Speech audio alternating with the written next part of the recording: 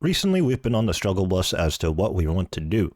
Well, I have the solution through the means of the most overpowered plugin in the game, the Quest Helper. We don't have to figure out what to do if we are simply told what to do. At the time of this recording, 416 Hero has 44 quests remaining to do. Some of them easy, some of them Grandmaster level quests. Without any more delaying, let's get into it.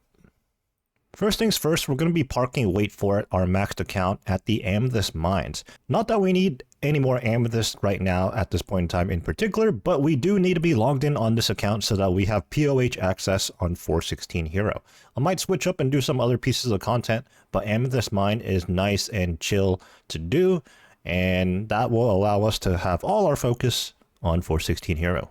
You may be questioning, how am I going to decide which quest to do first? Well, like I said, Quest Helper is the most overpowered plugin.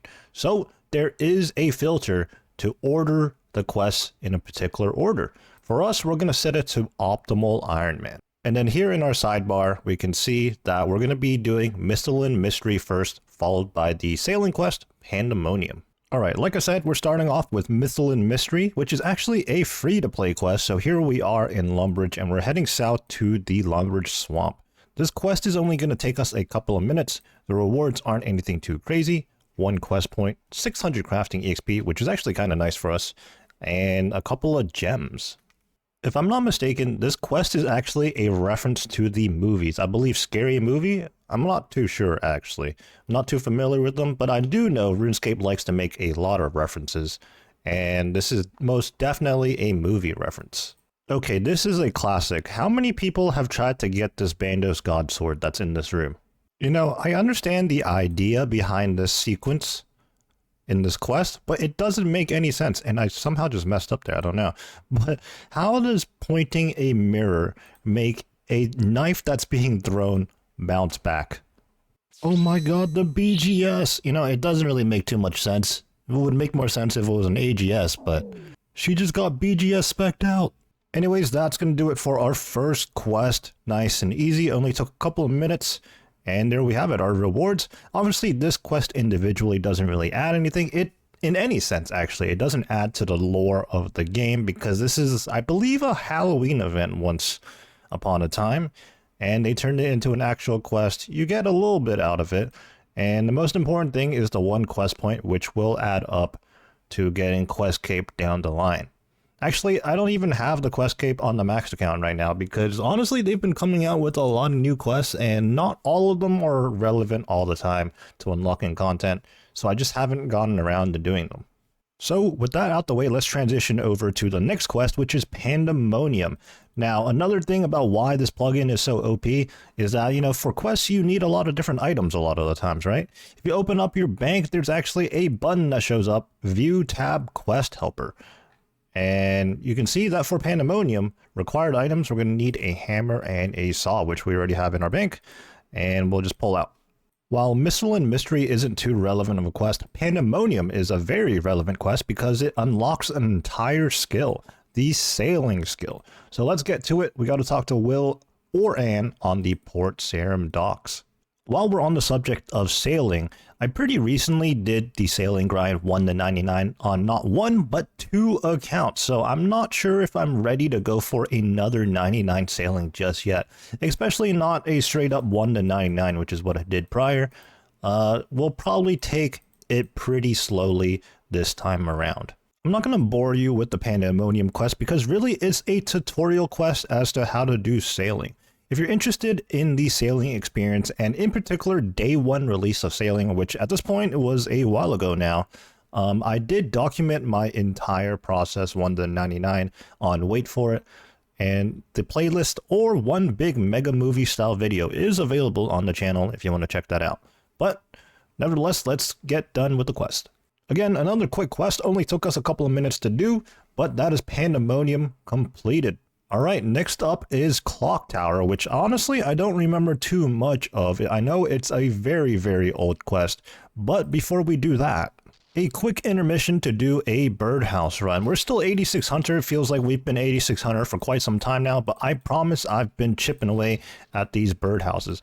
To start Clock Tower, and honestly the entire quest is based around, well, the Clock Tower, we head on over to RD just northwest of the RD Monastery, and yeah, let's get this done. There's probably something to be said about a group Ironman that's wearing a scythe and inverno cape running around the map doing these early game quests, but hey, it is what it is. I didn't realize how much running I'd be doing in this quest in particular, but it is an absolute maze down here, and now I'm out of stamina. I didn't want to slap on my partial graceful outfit. Yeah, I don't actually have full graceful on this account, because, well, I just wanted to keep my iconic fit on, but I kind of regret it now. And that is Clock Tower complete. Wow, the rewards here are abysmal, but to be fair, it was not a very interesting or long quest. Well, it did take me a bit running around in the basement, but that is over and done with. We're up to 269 total quest points. We are now in the Camelot area, and we're going to make our way up this, I think it's a wizard's tower. I think there's a wizard guy up here or something, but we're going to be starting Scorpion Catcher. Oh yeah, the quest helper on the top left literally calls this the Sorcerer's Tower, so checks out. It helps to read, you know. But with the quest helper, because it's so overpowered, a lot of the times you're not really reading anything, you're just clicking on the highlighted things. During this quest, you're asked to pick up a bunch of scorpions that are scattered around the map. We already went to the Taverley dungeon, and we went to the Edgeville Monastery, and now here we are at the Barbarian Outpost. I actually have to go back out there, around back. And because of the luxury of being in the same game group as my maxed account, I've utilized my POH to get around the map so much quicker. Completely different story if we were on a fresh standalone account. It would take us ages just to traverse the map. And now we go back to Sears Village, and actually that's the quest. There we go, 1 quest point and 6.6k strength EXP. Something that isn't noted in this little interface here is that we actually now have the ability to ask Thormac to convert battle staves into its mystic variants. I've personally never done this. Do let me know if you or you know anybody that has done this, because it seems incredibly niche. Next quest up is a porcine of interest, which we have to go to Draenor Village, but we're making a quick pit stop at the RD General Store because this particular store offers ropes, in which we need a couple of those actually. Wow, we got absolutely laid out. This is the first quest so far this session in which we have to do a little bit of combat, but the Sour Hog is just level 37, nothing to concern ourselves with. With these reinforced goggles, we're on our way to get our get back. And here we are. Let's just pray melee for good measure. Actually, I don't even know if that does anything. Probably not. It's just spin. But we just 3-shot. I guess we could call this a quest boss, right? I mean, technically. And there we have it, 1 quest point, 1000 Slayer EXP, which is actually really nice if we were actually doing this as an early game Ironman, which is when we should be, which is what it's intended for. But yeah, 1000 Slayer EXP and 30 Slayer reward points. Yeah, this is a very nice quest to do. Next up is Prying Times, which is another sailing quest, I believe. Okay, I just started Prying Times on the quest helper anyways, and it turns out we need 12 sailing. After the completion of Pandemonium earlier, we are now at 5 sailing, so I do need another 7 levels. You know, my intentions were to knock out as many quests as possible, but you know what, this does give us a sense of direction, and I'm going to go ahead and do some sailing right now. Get those quick 7 levels, shouldn't take too long. Okay, technically I'm going to train sailing by not training sailing. I'm actually going to head over to Tears of Guthix right now because sailing's my lowest skill by far, obviously. I'm going to go ahead and do Tears of Guthix and see how many levels I get. When sailing was first initially released, and that was the time when I was doing all the sailing content on both my other accounts, they actually didn't allow EXP to be gained through lamps or Tears of Guthix or anything like that for sailing at that point in time. I guess it makes sense because they just really wanted to make sure people were doing the sailing content. But since it's been, well, we're nowhere near the release of sailing now, we are now allowed to do that. So let's go ahead and take advantage of that. I can't remember the last time I did Tears of Guthix. It's not something I really keep up with, and I'm certainly no expert on Tears of Guthix, but I'm getting a new PB this time around. Let's see how many levels we're going to jump up. Again, we're currently I already forgot. We're 7 sailing, right? We gained 2.3k EXP, just under that, and we're now 15 sailing, which is more than enough for our quest requirement. We were level 5 before the tier, so we jumped up 10 levels, actually almost 11 levels, as we're just 55 EXP shy of level 16. Okay, besides these sailing levels, we also need to get ourselves a red berry pie because we're going to be interacting with the good old Thurgo on this quest. So here I am in Lumber's basement. I should be able to pick up most things out of this chest here. We're definitely going to need a pot of flour and, one second. Let me just figure out everything I need. Okay, in the shop, we bought a pot of flour, we bought a bucket, and a pie dish. We're going to fill up this bucket here at the sink. We're going to make a pastry dough, off from number 2. We're going to put it in the pie dish, and we are going to have to go find ourselves a red berry. We can't get one here. I think we get one somewhere in the Varrock area, if I'm not mistaken. Yep, we're heading to the de facto place to pick up red berries. I think they are available in some food shops, to be fair. But hey, let's save ourselves the GP. Also, because I already teleported over here. One of these bush patches over here. These are cadavers, however you pronounce those. Red berries. Here we go. We're going to pick up an extra one. We only need one, but in case we fail for some reason or mess up, good to have an extra one on hand. Let's go back to Lumbridge. Just because, you know, there's a range right there. All right, I've put the red berry in the pie dish. Will we burn this? Can we burn it? We do not burn it. There we go. Let's begin the quest. Well, because we've been taking our sweet time, it's actually time for another birdhouse run. So before the quest, let's go ahead and do this real quick. All right, we're getting started here, and upon the completion of this quest, we're going to be allowed to use the crowbars, which is what you use to get various loot from the crates that are scattered around in the ocean. Some of them are charts on your captain's log, so it's a pretty useful quest, actually, pretty integral to the sailing skill. And I need to go pick up my captain's log out of my ship, actually. Okay, I said ship, but it's a raft. You can see it right here. Okay, open basic cargo hold, and there we go, captain's log. Ah, yes, this is where the red berry pie comes into play, and I actually misremembered this guy's name. This is Thurgo and not Thurko. He's making us the crowbar, and we should be pretty much wrapped up with this quest. And there we have it. Prying times completed. 1 quest point, 800 sailing EXP, 1000 smithing EXP, access to charting forgotten drinks. Those drinks are pretty troll, by the way, if you didn't know, and 25 sawmill coupons for oak. Honestly, don't really think I'm going to be making use of those coupons, but there we have it. And that gets us to 18 sailing, and I believe, yep, 1900 total now. Okay, we're getting up there. Next quest up is the riveting tale of a lily pad labor dispute, which is probably by far the longest name of a quest in the game. And this one's just a short, fun quest, nothing to it really, but we're going to get it done. We're going to get 1 quest point and 2000 woodcutting EXP.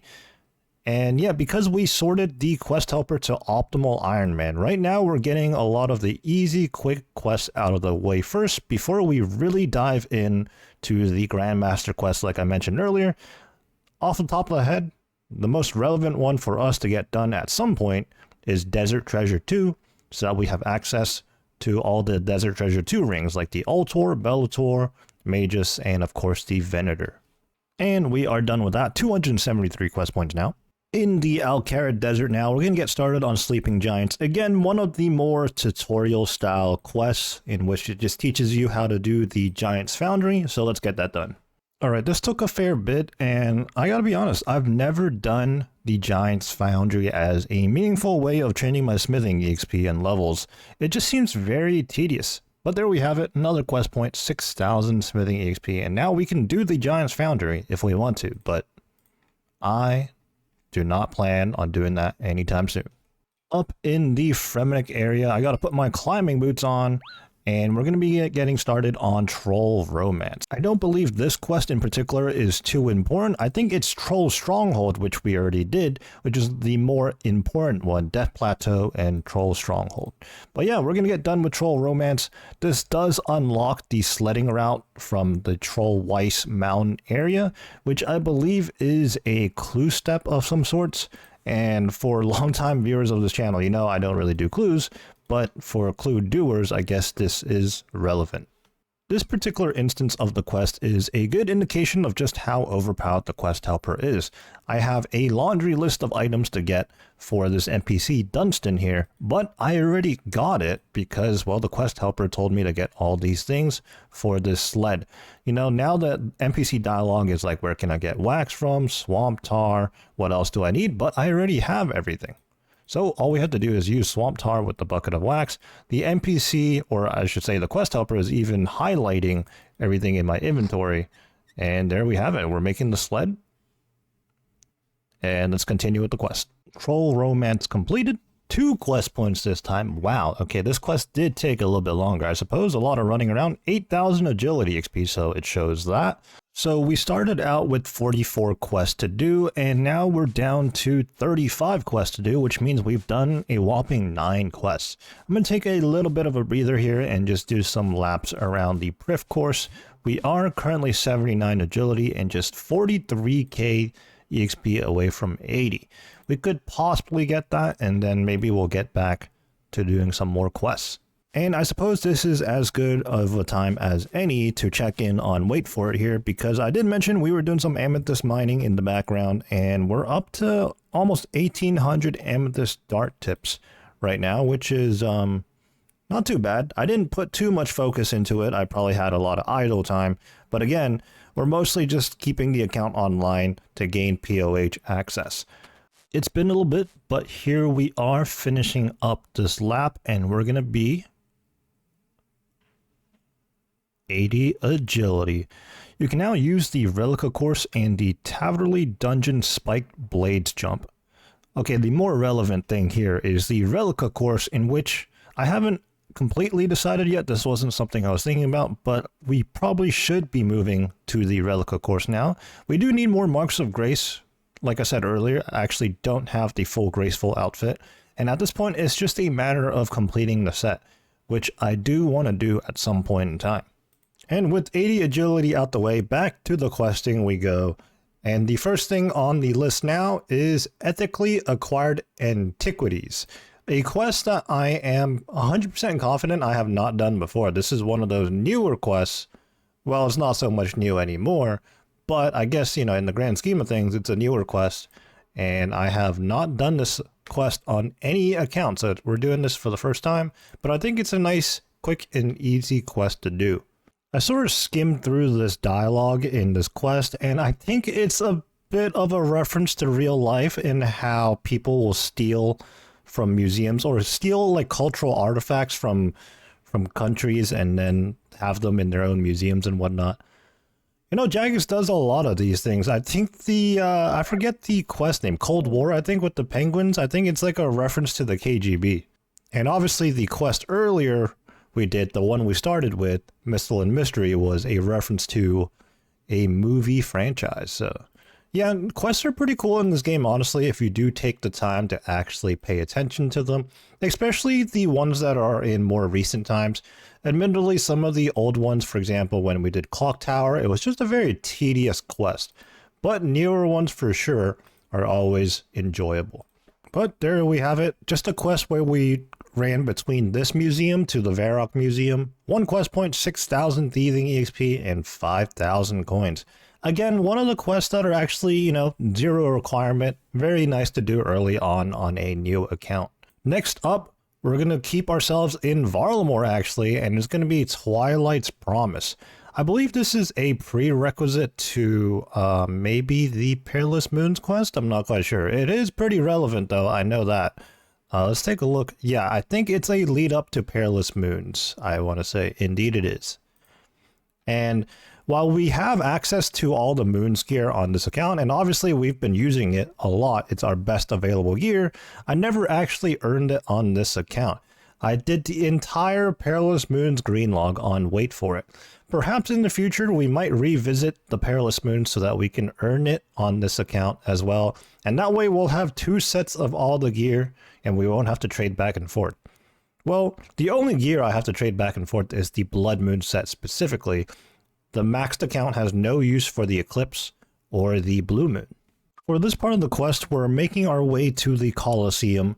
And it's kind of funny because if you were actually to do the quests when you should do them, this is the first time you would probably be heading into the Colosseum. But obviously we've been here plenty of times and we even have ourselves the quiver. Oh my god, we're in the Colosseum. And I'm not going to use my scythe for this. I'm actually just going to use my Blade of Saildor. I also have the blowpipe and a quiver switch because, yep, it does have overheads, but it's not like a super serious fight. It's a level 81. We're not even properly geared for this. We actually have the Colosseum plugin on the left here. It says Wave 1. We got 3 Fremenics, the Mage, and then a melee reinforcement. Actually, being in the Colosseum reminds me, on this account, I believe our quiver isn't blessed. Yeah, so we actually do have to do more Colosseum so that we don't have to ever worry about our quiver running out of charges. Well, while we're progressing in this quest, I guess I realized this is also a quest that unlocks the Quetzal transportation around. Obviously, there's the one that you can use to get from Varrock to the actual Varlamore region, but I think you probably can't use Quetzals until the completion of Twilight's Promise. And that is Twilight's Promise completed, 1 quest point, ability to use Quetzals, which is what I was talking about earlier, and then the Varlamore teleport, which obviously we've been using by means of the Portal Nexus in the POH, and 3000 Thieving EXP. And this directly leads into the Heart of Darkness, but actually I'm not going to be doing that right now, or should I? I guess might as well, right? Let's start Heart of Darkness. I assume we have all the requirements, and I think we do. Indeed we do. The Heart of Darkness quest is actually one that I did relatively recently because I went back on the normal account to do Radiant Oathplay, and I went through a whole arc on that account, but basically I did end up doing Heart of Darkness again because I wanted to unlock Doom of Mocha. And long story short, Heart of Darkness unlocks the Amok Seattle boss. So we are going to have to hit the bank here and gear up a little bit because while it is an early game boss, I don't think no actual armor is going to cut it. Alright, going through some NPC dialogue, but here we go. We got a little wave-based attack sequence here, whatever you want to call it. This quest is probably the first quest this session among these quests where we have a lot of fighting to do. Not that these NPCs are very high level in particular, they're just level 74, but we ought to get through this, and then later on, obviously, the thing we mentioned earlier, the Amok Seattle boss. So the quests are picking up, you know, we're not just doing the super simple run around and talk to NPC type quests anymore. There's more things to do, and honestly, since we've been doing these Varlamore quests, these are obviously on the newer side, and all these boss fights and NPC fights in these quests are actually a lot more engaging. It's more than just, you know, clicking the boss and protecting prayer and eating food. There's actually mechanics to them, which is, you know, a lot more interesting. For example, right here, we got to step back. Oh, and something that's kind of interesting that I found anyways is during this quest, the Heart of Darkness, they go on and on about the Final Dawn. Now, Twilight's Promise and Heart of Darkness came out, I believe, during Varlamore P1, maybe P2 at the latest, and Final Dawn did not come until Varlamore P3. So obviously they had all of this planned out, and they already planted all the, you know, like little story details beforehand in the prior quests. It's just nice to see that continuity and cohesion, I guess.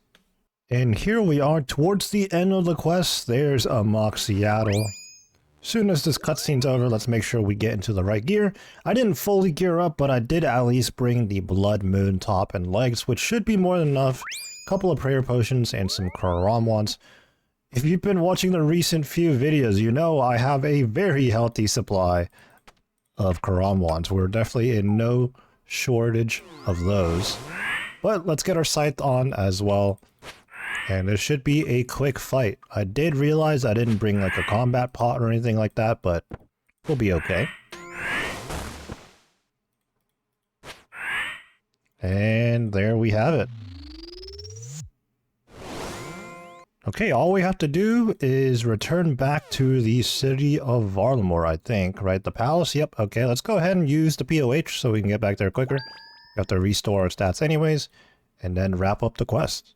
There we have it. The Heart of Darkness completed right after Twilight's Promise, and this is giving us a sense of direction, you know? Eventually, we're going to make our way to doing the Final Dawn, and then that will open up access to the Doom of Mocha for us. Something that I haven't even considered doing on this account before, but while we do have some dupes sitting on wait for it, one of the things I'm missing is actually another cloth for the Tormented Bracelet upgrade. So we will have to return the Doom at some point, whether it's on this account or on wait for it. For right now, I think I have time for one more quest, and very conveniently, it is another quest in the Varlamore region. Death on the Isle. I don't think this one's going to take too long, but it is going to give us 2 quest points and some good EXP.